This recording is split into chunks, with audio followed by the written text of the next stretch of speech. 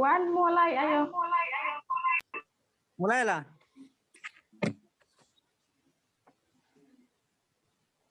Kak, bisa dimulai? Ya.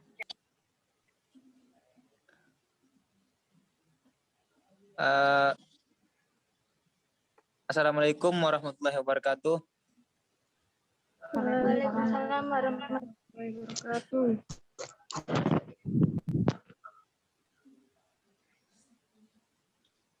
Nah, di pertemuan kali ini saya akan memaparkan materi kita, yang mana materi kita tentang menilai karya melalui resensi. Nah, sebelum menginjak ke materi selanjutnya, marilah kita berdoa agar pembelajaran pada hari ini berjalan dengan lancar sesuai dengan rencana kita. Berdoa dimulai. Berdoa selesai. Nah, untuk kalian dimanapun kalian berada, jangan lupa untuk bisa menjaga kesehatan dan jangan lupa untuk menjaga jarak, karena memang sekarang COVID ini belum kelar dan belum bisa diatasi dengan tuntas. Karena dengan itu semua, saya memohon kepada kalian untuk menjaga jarak dan sering-seringlah mencuci tangan. Nah, di pertemuan kali ini kita akan membahas tentang menilai karya melalui resensi. Apakah kalian pernah mengetahui apa itu resensi? Next. Lupa, Pak.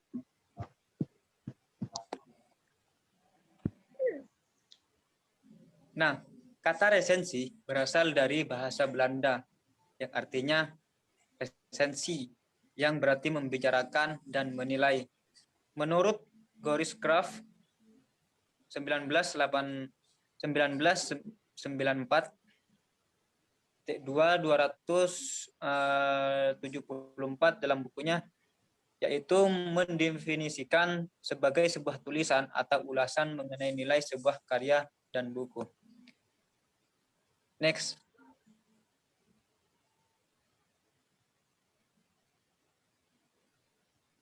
Nah, di mana menilai karya melalui resensi ini yaitu mempunyai tujuan bagaimana ketika kita meresensi buku, itu mempunyai tujuan agar bisa pembaca itu memahami tujuannya resensi tersebut.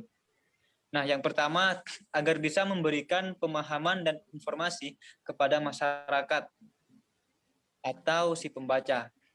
Nah, di mana tujuannya ini yang pertama ketika kita meresensi buku, yang tentunya itu memberikan pemahaman tujuannya kepada si pembaca atau kepada masyarakat umum. Nah, yang kedua, mengajak si pembaca atau masyarakat agar mendiskusikan dan memikirkan masalah-masalah apa yang diangkat dalam buku tersebut. Nah, di mana ketika kita meresensi buku yang tentunya itu ada konflik di alur ceritanya, atau ketidak ada kata yang kurang kurang tepat, itu mungkin bisa didiskusikan kembali agar pemahaman kita terhadap masyarakat bisa sesuai dengan apa yang kita inginkan, yang tentunya itu bisa pemahamannya itu sesuai dengan rencana kita masing-masing ketika kita meresensi buku. Nah, yang ketiga, memberikan suatu jawaban mengenai sebuah pertanyaan dari si pembaca. Nah, bagaimana ketika kita meresensi buku, bagaimana si pembaca atau masyarakat itu memberikan pertanyaan ketika mereka tidak mengerti, dan ketika mereka tidak mengerti itu bagaimana kita bisa memberikan jawaban kepada mereka yang mereka tidak mengerti. Nah, yang keempat yaitu memberikan kriteria yang jelas dalam mengemukakan pendapatnya. Nah, di mana memberikan kriteria ini yang dimaksud ketika kita meresensi buku yang tentunya itu memakai kata-kata yang bagaimana bisa mudah dipahami oleh si pembaca atau masyarakat. Nah, next.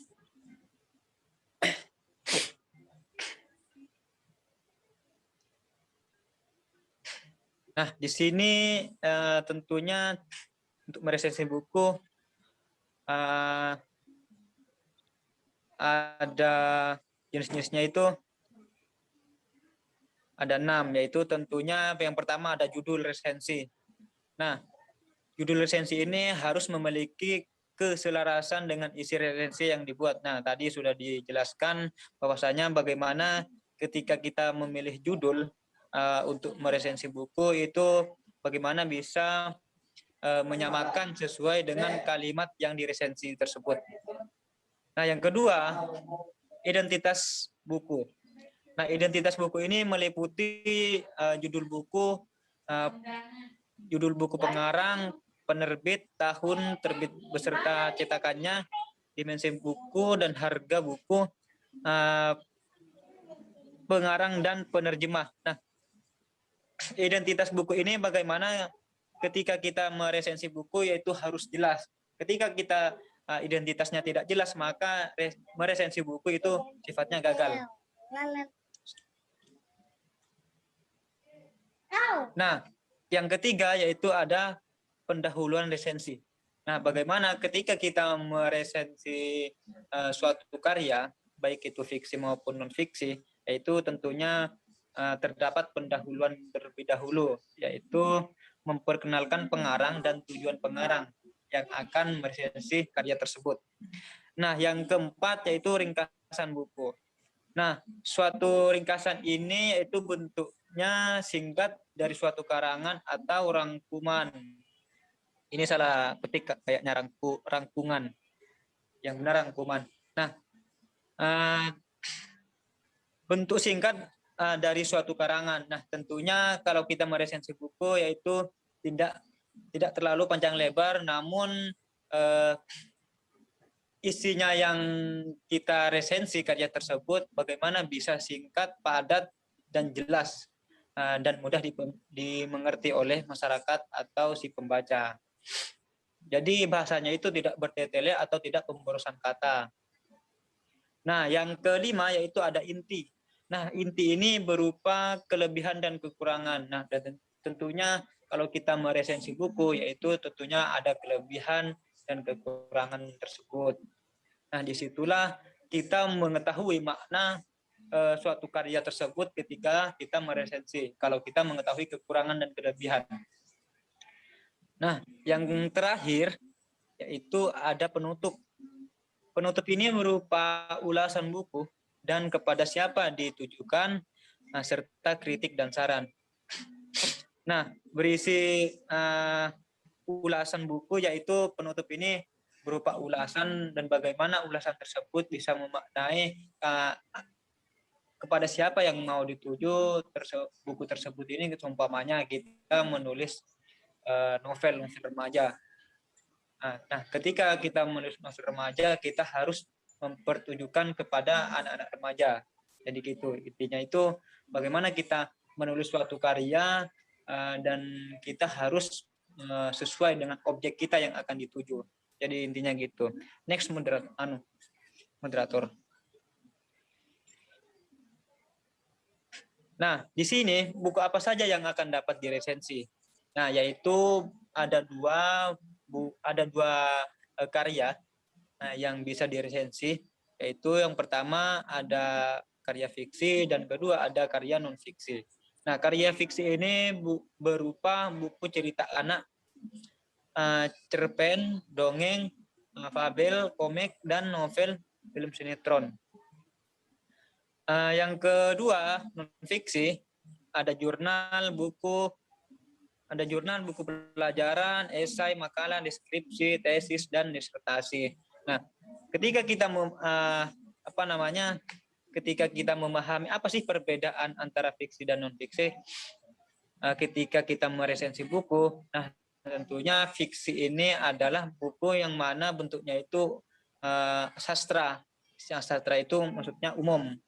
Ketika kita meresensi buku ini, kita ketika ada kata-katanya yang kurang apa namanya, yang kurang baik kata-katanya, mungkin di dalam sastra itu tidak ada yang kritik. Namun ketika kita meresensi makalah atau deskripsi atau disertasi, kita harus benar-benar teliti kata-katanya itu.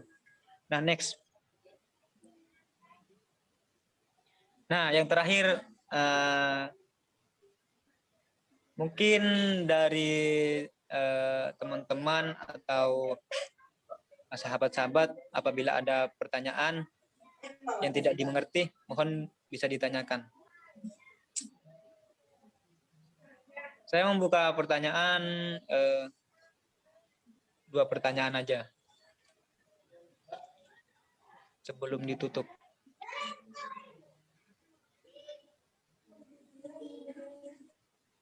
Tidak ada, Pak. Kalau tidak ada, saya kurangi satu aja. Coba. Satu aja deh.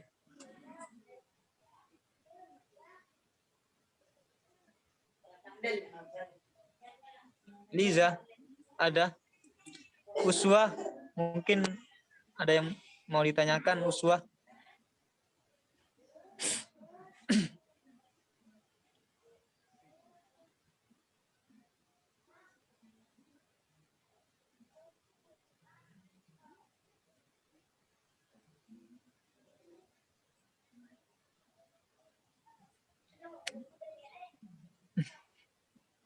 Pak, izin bertanya. Oh iya, silahkan. Siapa namanya? Siti Nurhaliza, Pak. Oh iya. Saya mau tanya, keuntungannya kita ketika meresensi itu apa, Pak? Saya tidak paham Iya. soalnya. Baik. Saya juga kurang paham, Pak. Ya, baik.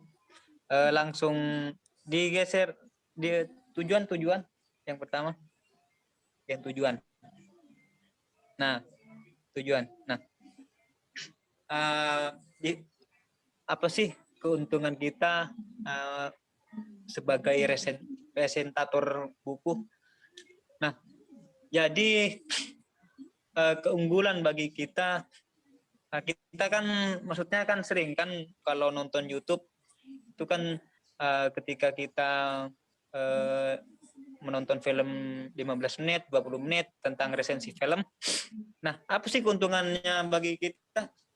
Tapi kan itu kan banyak keuntungannya bagi kita. Kita mendengarkan dari bahasanya yang di resensi tersebut. Nah, yang kedua, kita juga bisa menyimak tidak terlalu bertele-tele menonton film yang menitannya itu berjam-jam.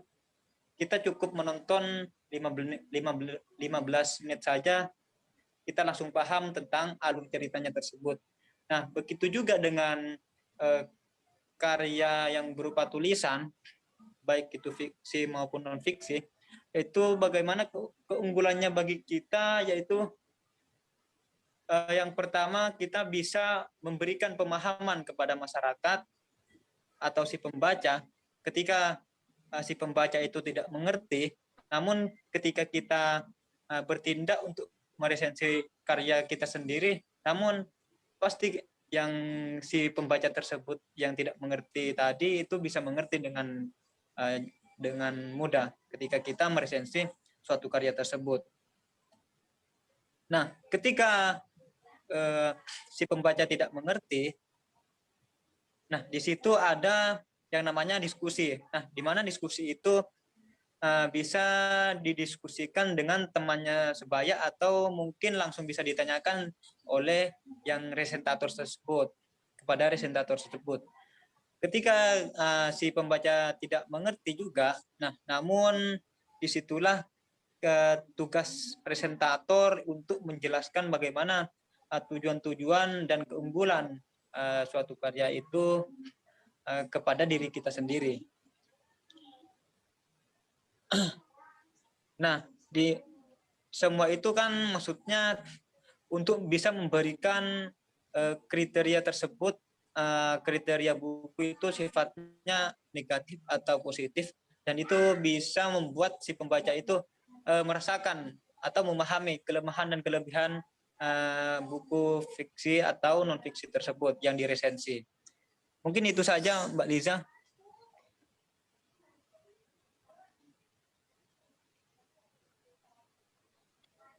Baik, Pak. Terima Apa kasih. bisa dipahami? Bisa, Pak. Bisa Oh, bisa banget. ya. Terima kasih, Bapak. Ya, sama-sama. Mungkin kalau nggak ada pertanyaan, saya tutup ya karena waktunya sudah habis. Mungkin lain kali minggu depan kita bertemu kembali untuk belajar materi yang selanjutnya. Dan semoga kalian sehat selalu, jaga kesehatan masing-masing, jangan lupa belajar tentang resensi buku ini.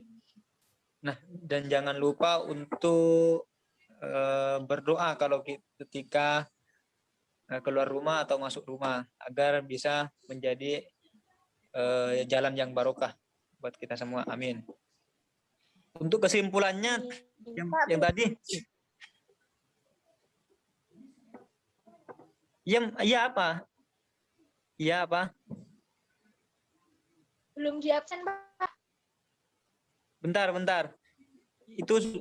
Itu tadi cuma menyampaikan menyampaikan bagaimana kalian itu bisa menjaga kesehatan. Nah, untuk kesimpulannya dalam meresensi suatu karya pasti menilai kelebihan dan kekurangan dengan tujuan pembaca dapat merangsang hasil karya tersebut. Dalam meresensi sebuah buku perlu adanya unsur untuk meresensi juga. Terdapat penggunaan bahasa yang singkat, padat, dan jelas.